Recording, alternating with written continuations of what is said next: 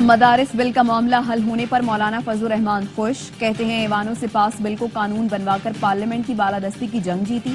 تمام مدارس کے ذمہ داران کو درینہ مطالبہ منظور ہونے پر مبارکباد دیتا ہوں۔ بھرپور رہنمائی میں مفتی تقی عثمانی اور قانونی رہنمائی پر کامران مرتضیٰ کا کردار بھی ناقابل فراموش ہے۔ سنچورین ٹیسٹ میں اعصاب کی جنگ میں جنوبی افریقہ فتح یاب، پاکستان جیت کے قریب پہنچ کر ہار گیا۔ پروٹیاز پہلے ٹیسٹ میں کامیابی کے ساتھ ورلڈ ٹیسٹ چیمپئن شپ کے فائنل میں بھی پہنچ گئے۔ 148 رنز کے تعاقب میں میزبان ٹیم کی 8 وکٹیں 99 رنز پر گئی۔ ربادہ یانسن نے 90 وکٹ پر نصف سنچری شراکت بنا کر پاکستان سے میچ چھین لیا۔ سیریز کے مقابلے اے سپورٹس پر براہ راست دکھائے جا رہے ہیں۔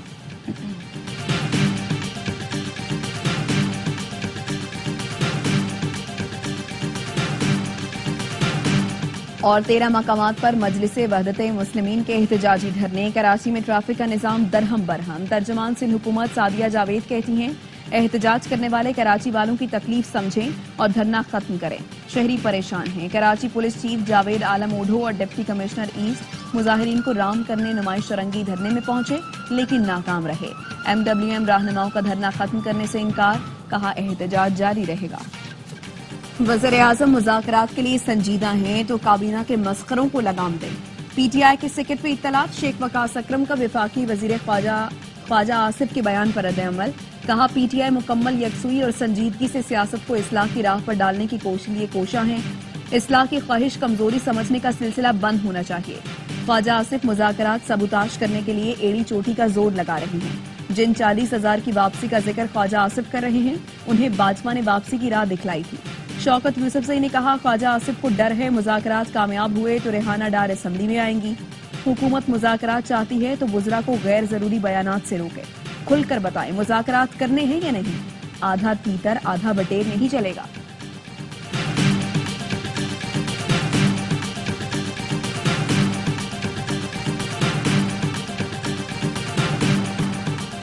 لیگی رہنما حنیف عباسی نے تحریک انصاف سے مذاکرات کی مخالفت کر دی، کہا PTI سے مذاکرات کرنے ہیں تو پھر BLA اور خوارج سے بھی بات کریں۔ یہ کہتے تھے امریکی غلامی نامنظور، آج اقتدار کے لیے امریکہ کے پاؤں پڑے ہوئے ہیں۔ وفاقی وزیر مصدق ملک نے کہا 9 مئی کی مجرمانہ سرگرمیوں کا مذاکرات سے کوئی تعلق نہیں۔ امریکہ میں قراردادیں نون لیگ یا پیپلز پارٹی کے خلاف نہیں، پاکستان کے خلاف پاس کروائی گئیں۔ 30 سال سے پاکستان کے ایٹمی پروگرام کے خلاف مہم چلانے والے کو آپ نے لابیسٹ ہائر کیا۔ وزیر خزانہ محمد اورنگزیب نے میثاق معیشت کا مطالبہ کر دیا۔ کمالیہ میں گفتگو میں کہا ملک کی خاطر سب اکٹھے ہو جائیں، ملک خیرات سے نہیں ٹیکسوں سے چلتے ہیں، جن کو ٹیکس دینا چاہیے انہیں ٹیکس دینا پڑے گا۔ پاسکو کرپٹ ترین ادارہ ہے، بند ہونا چاہیے۔ مہنگائی 5% سے اوپر لے جانے والوں سے آہنی ہاتھوں سے نمٹیں گے۔ چینی کی برآمدات سے پہلے کاشتکاروں کو پیسے نہ ملے تو شوگر مل سیل کر دیں گے۔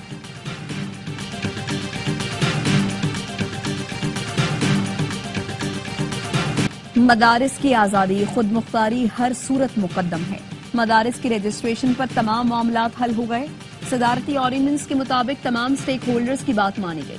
چیئرمین پاکستان علماء کونسل طاہر اشرفی کہتے ہیں جو مدارس سوسائٹیز ایکٹ کے تحت رجسٹرڈ ہونا چاہتے ہیں وہ ہو سکتے ہیں۔ ڈائریکٹوریٹ جنرل مذہبی تعلیم سے منسلک ہونے کا بھی اختیار دیا گیا ہے۔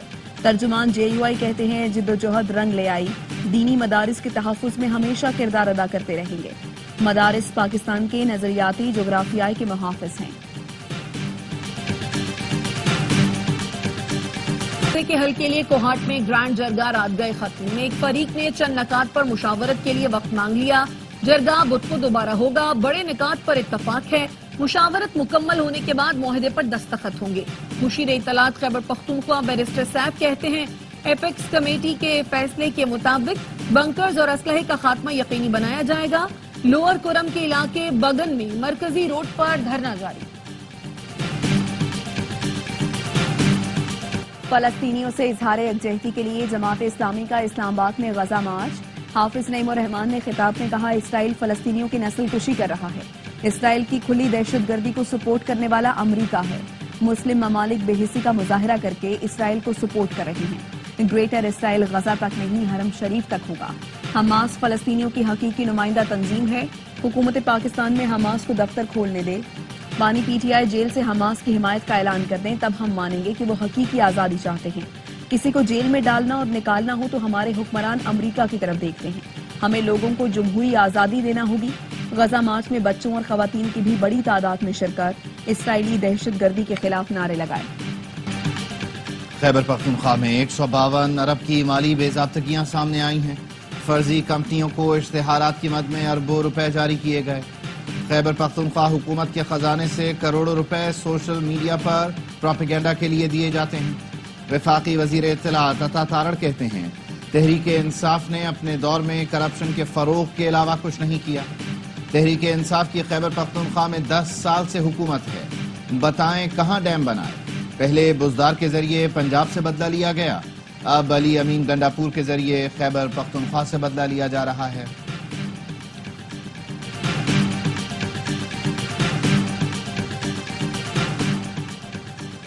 پنجاب کی سینئر وزیر مریم اورنگزیب کا رواں سال ترسیلات زر میں 31% اضافے کا خیر مقدم، کہتی ہیں اوورسیز نے 11 ماہ میں 31% زیادہ پیسے بھیج کر سول نافرمانی کی کال مسترد کر دی۔ بیرون ملک مقیم پاکستانی جھوٹ، فریب، فراڈیوں کے جھانسے میں آنے والے نہیں، اوورسیز پاکستانی سنبھلتی ہوئی معیشت میں اپنا حصہ ڈال رہے ہیں۔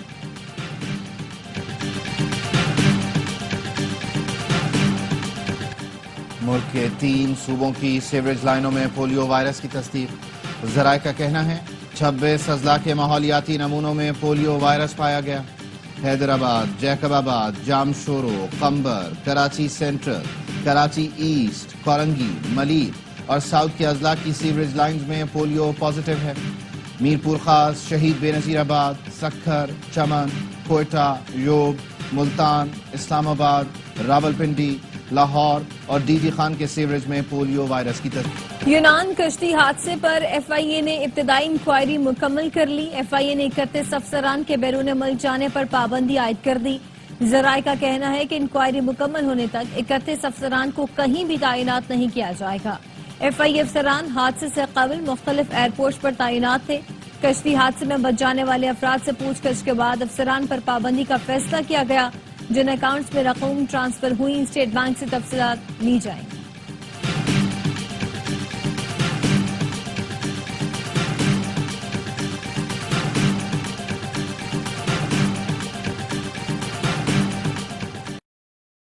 اسمگلنگ میں ملوث ملزم غلام دستگیر عرف کامران لیبیا فیصل آباد سے گرفتار۔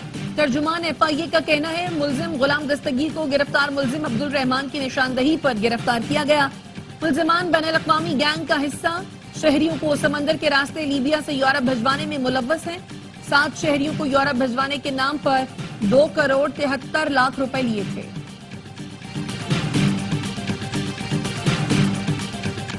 بھارت نے کشمیر جیسی جنت کو جہنم میں تبدیل کر دیا ہے۔ مودی سرکار مقبوضہ کشمیر میں مساجد شہید کر کے مندر بنانے کے منصوبے پر عمل پیرا ہے۔ وزیر اعظم کے خصوصی مشیر برائے انسانی حقوق مشال ملک کا کشمیری ثقافت تقریب سے خطاب، کہا بھارت کشمیری ثقافت کو تباہ کرنے پر تلا ہوا ہے، عالمی برادری اور انسانی حقوق کی تنظیمیں نوٹس لیں۔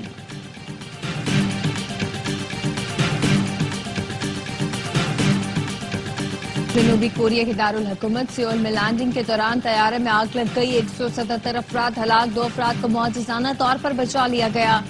لینڈنگ گیئر میں خرابی کے باعث طیارہ رن وے سے پھسل کر بار سے ٹکرایا، جس کے بعد آگ بھڑک اٹھی، طیارے کا بلیک باکس مل گیا۔ صدر آصف علی زرداری اور وزیر اعظم شہباز شریف کا طیارے حادثے میں جانی نقصان پر افسوس کا اظہار۔ صدر زرداری نے کہا کہ لواحقین کے ساتھ اظہار ہمدردی ہے۔ وزیر اعظم نے کہا کہ غم کی گھڑی میں جنوبی کوریا کے عوام اور حکومت کے ساتھ۔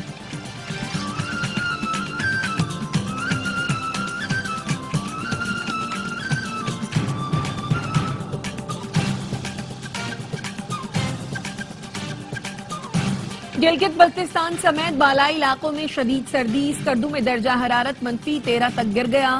استور اور گلگت میں -8 ریکارڈ۔ شمالی بلوچستان میں یخبستہ ہواؤں سے لوگوں کی قلفی جمنے لگی۔ قلات میں درجہ حرارت -7، کوئٹہ اور زیارت میں -6 تک پہنچ گیا۔ کراچی میں بھی سردی کا زور برقرار، پارہ 9 ڈگری ریکارڈ۔ پنجاب کے میدانی علاقے دھند کی لپیٹ میں، حد نگاہ کم ہونے سے موٹر وے کو مختلف مقامات سے بند کیا گیا۔ غزہ میں اسرائیلی حملے بدستور جاری، شمالی غزہ میں بمباری، 36 فلسطینی شہید، رفح میں اسرائیلی حملے میں متعدد فلسطینی جان سے گئے، بے گھر فلسطینیوں کی امداد تاحال بحال نہ ہو سکی، صہیونی فورسز کا شمالی غزہ کا 2.5 ماہ سے محاصرہ، اقوام متحدہ کا کہنا ہے لاکھوں افراد شدید سردی سے دوچار، بچوں کی اموات ہو رہی ہیں، بین الاقوامی برادری امداد پہنچانے میں کردار ادا کرے۔ قطر اور مصر کی ثالثی میں غزہ جنگ بندی معاہدے کی کوششیں جاری ہیں، قطری وزیر اعظم اور وزیر خارجہ کی حماس کے وفد سے ملاقات، جنگ بندی معاہدے پر تبادلہ خیال۔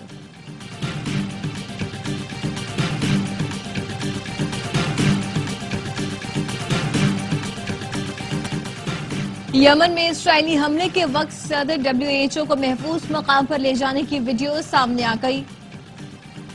ٹیڈروس سنا ایئرپورٹ کے VIP لاؤنج میں موجود تھے، اچانک حملہ ہوا، ٹیڈروس کو سیکیورٹی اہلکار محفوظ مقام پر لے گئے۔ سنا ایئرپورٹ پر اسرائیلی فوج کے حملے میں کنٹرول ٹاور تباہ، طیاروں کو نقصان پہنچا۔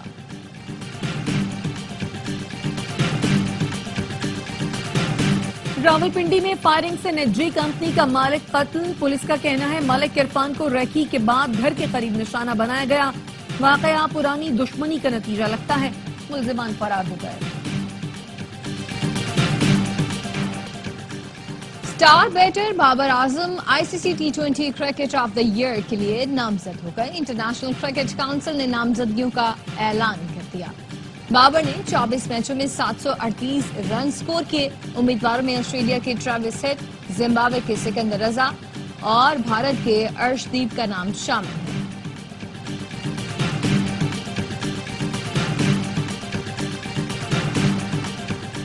اسکاٹش جونیئر اوپن چیمپئن شپ میں اذان علی کی شاندار پرفارمنس، قومی کھلاڑی نے کوارٹر فائنل میں جگہ بنا لی۔ اذان علی نے پہلے میچ میں اٹلی کے سیریلو، دوسرے میچ میں جنوبی افریقہ کے جوزف کو شکست دی۔ جھیلیں جم گئیں، پہاڑ سفید ہو گئے، چین کے بیشتر شہروں نے برف کی چادر اوڑھ لی، سیاحتی مقامات پر برف باری نے نظارے حسین بنا دیے، نظاروں کا لطف اٹھانے سیاح کھنچے چلے آئے۔